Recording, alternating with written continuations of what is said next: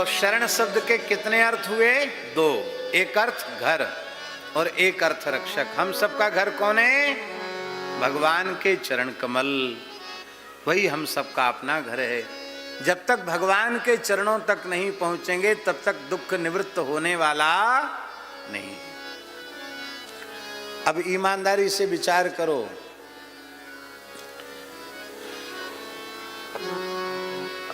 आप लोगों को तो विचार करना ही चाहिए।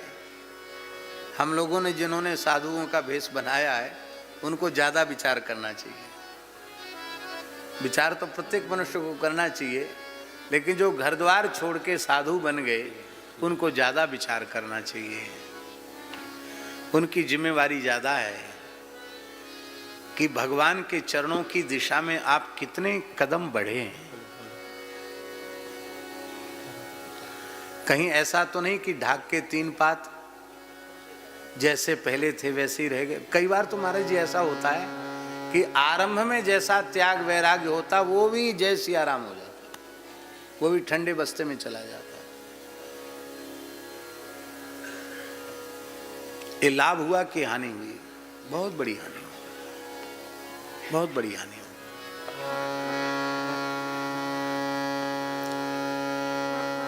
गृहस्थों पर बहुत कम भार है,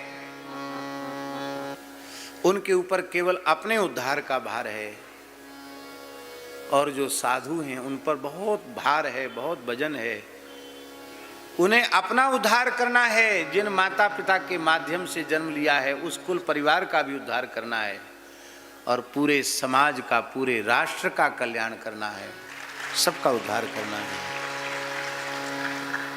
तब तो स्वेश की मर्यादा रहेगी, नहीं तो क्या मर्यादा रहेगी। हमारे पूज्य गुरुदेव श्री पहाड़ी बाबा महाराज जब उन्होंने कृपा करके हमको भेज दिया तो हमने बड़ी विनम्रता से पूछा, महाराज जी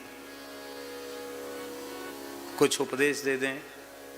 तो त्यागी महात्मा थे, तपस्वी महात्मा थे। अरे बोले हम कोई पढ़े लिखे हैं? वैसे वो पढ़े लिखे तो थे, विद्वान थे, वो घर से ही पढ़ के आए थे, कुछ व्याकरण और ज्योतिष वगैरह पढ़ के आए थे।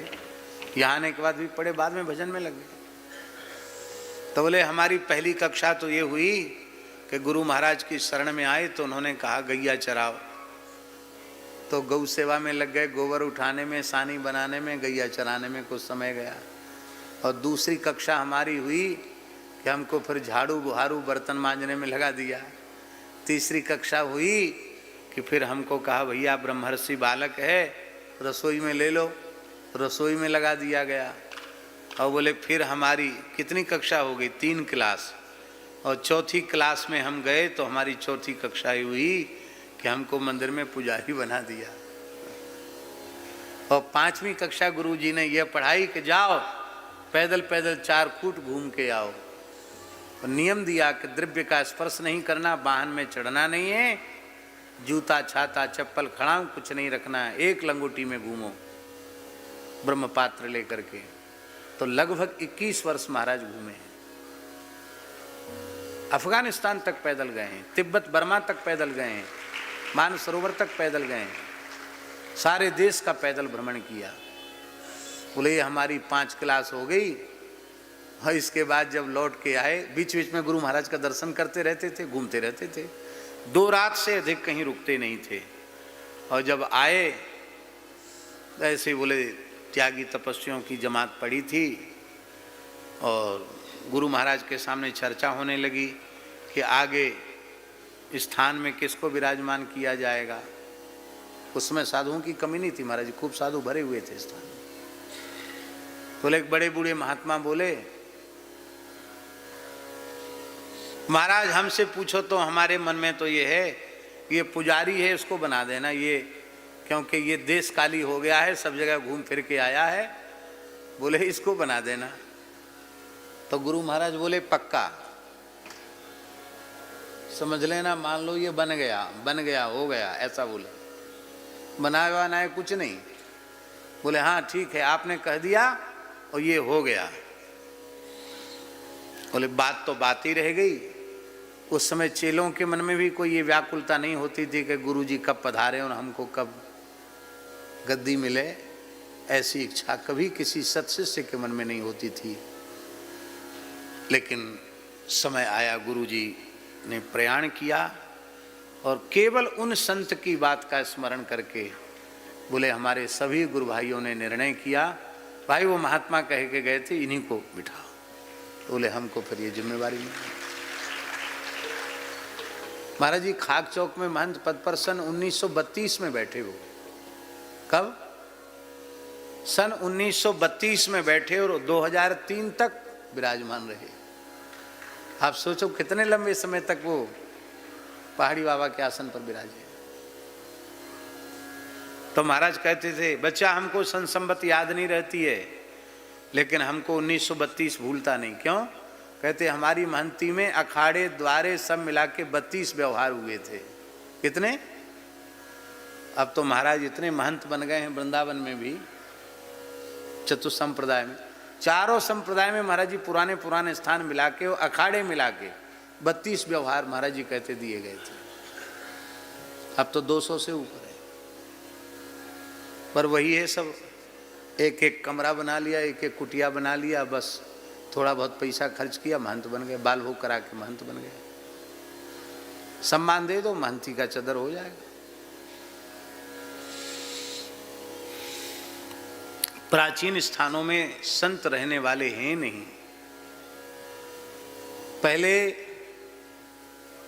संत अभ्यागत के तरीके से अपना संपूर्ण जीवन व्यतीत कर देते थे। गुरु महाराज के स्थान में सेवा करते हुए अपना सारा जीवन व्यतीत कर देते। महाराज पुराने समय में गुरु भाई जैसे थे, आज के जमाने में वैसे शिष्य संभव नहीं है।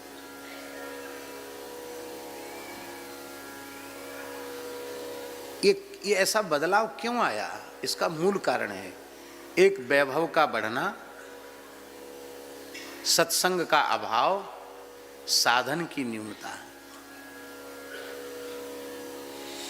हम 2 घंटे 3 घंटे बैठ के साधन करेंगे तो हमारे निकट रहने वालों को थोड़ी तो लाज शर्म आएगी।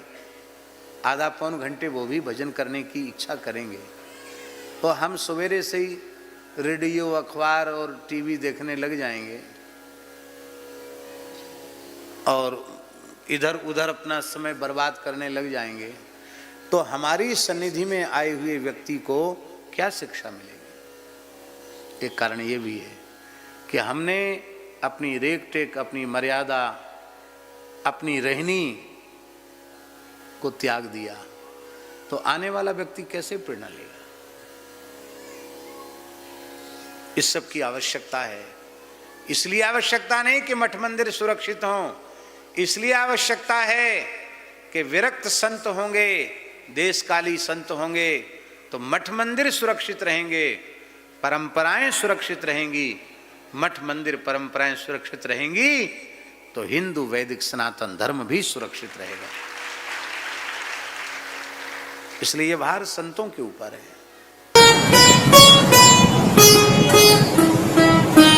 श्री सीताराम प्रतिदिन सत्संग एवं दर्शन के लिए श्री महाराज जी के ऑफिशियल चैनल को जरूर सब्सक्राइब करें।